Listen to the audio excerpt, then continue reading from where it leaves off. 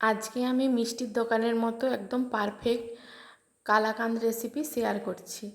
মিষ্টিটা দেখতেও যতটা সুন্দর হয়েছিল, খেতে ততটাই টেস্টি হয়েছিল।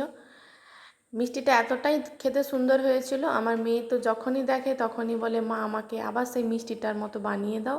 আমার খুব মিষ্টিটা পছন্দ হয়েছিল। কালাকাঁদ বানানো একদম সহজ, আমি সহজ পদ্ধতিতে করে দেখাচ্ছি। এইভাবে কালাকাঁদ আপনারা বাড়িতে বানিয়ে দেখবেন একদম সহজ পদ্ধতি, আর যে কেউ কিন্তু বানাতে পারবে। আর বানিয়ে আবার আমাকে কমেন্ট বক্সে কমেন্ট করে অবশ্যই জানাবেন মিষ্টিটা কেমন হয়েছে। প্রথমে আমি দুধটা বসিয়ে দিয়েছি, এখানে 700 গ্রাম মতো দুধ আছে। আমি সেটা গরম করতে বসিয়ে দিয়েছি। আমি ছানা কাটিয়ে নেব। লেবুর রস নিয়েছি, 2 চামচ মতো লেবুর রস নিয়েছি। আমি তাতে দিয়ে দিয়েছি 2 চামচ জল। একটু একটু করে লেবু জলটা দিয়ে ছানাটা কাটিয়ে নিতে হবে। গ্যাসের ফ্লেমটা লোতেই আছে। আমি 2 চামচ লেবু জল ব্যবহার করেছি।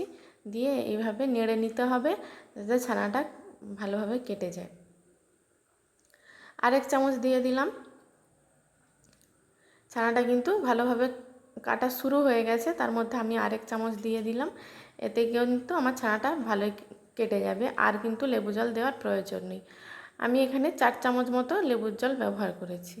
ছানাটা কিন্তু ভালোভাবে কেটে গেছে, জলটা দেখেই বোঝা যাচ্ছে জলটা কিন্তু অনেক ফ্যাকাশে হয়ে গেছে। এই সময় আমি গ্যাসের ফ্লেমটা বন্ধ করে দিয়েছি, আর এটা ঢাকা দিয়ে রেখে দেব বেশ কিছুক্ষণ।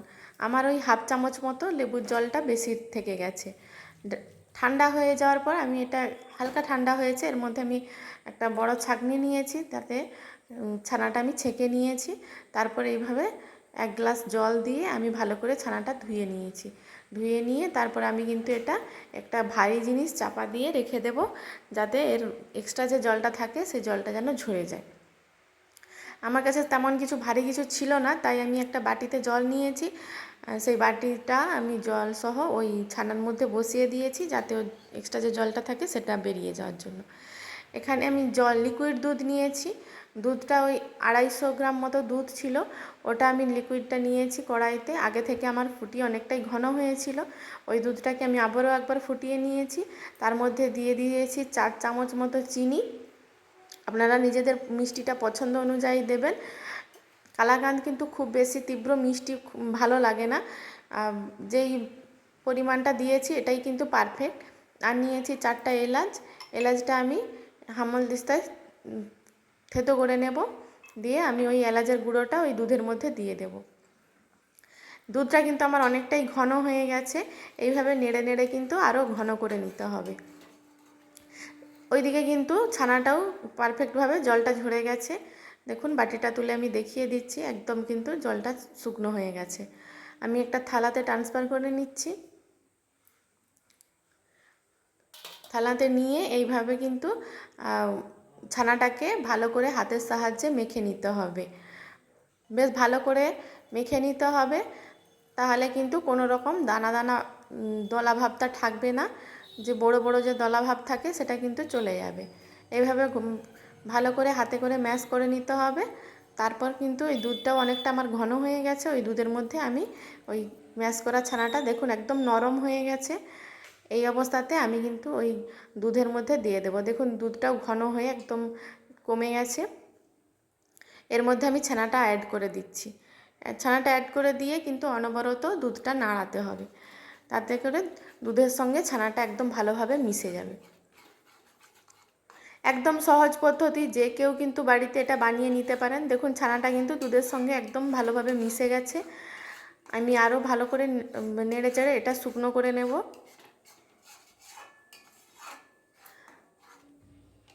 অনেকটাই আমার ঘন হয়ে গেছে, আর একটু পরিমাণে আমি ঘন করে নেব। তারপর কিন্তু খুব বেশি টাইট করব না। খুব বেশি টাইট করলে কিন্তু মিষ্টির দোকানে যে কালাকাঁদগুলো পাওয়া যায় সেগুলো কিন্তু খুব একটা শক্ত থাকে না, একটু নরম পাকেরই হয়।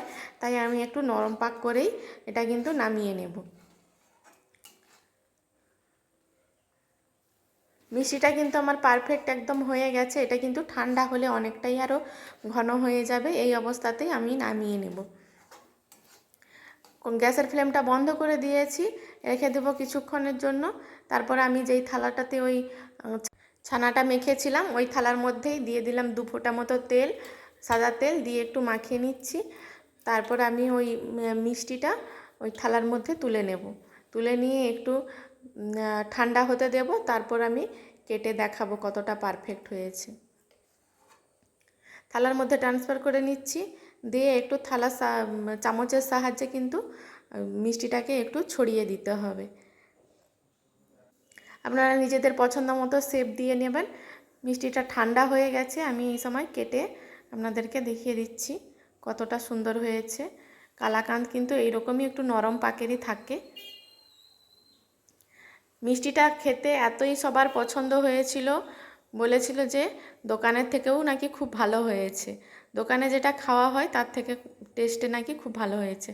দেখুন কেটে আমি নিয়েছি, কেটে আমি প্লেটের মধ্যে তুলে নিয়েছি। কতটা দেখতে সুন্দর আর কতটা পারফেক্ট হয়েছে। আমি দুটো পেস্তা নিয়েছি, পেস্তাগুলো এর উপর গ্রেট করে দেব, তাহলে দেখতে কিন্তু আরও সুন্দর লাগবে। আমার এই মিষ্টি রেসিপিটা যদি আপনাদের পছন্দ হয়ে থাকে তাহলে আমার ইউটিউব চ্যানেলকে সাবস্ক্রাইব করতে ভুলবেন না। আর আমার ফেসবুক পেজ থেকে দেখলে পেজটি ফলো করে নেওয়ার অনুরোধ রইল। সবাই ভালো থাকবেন, সুস্থ থাকবেন।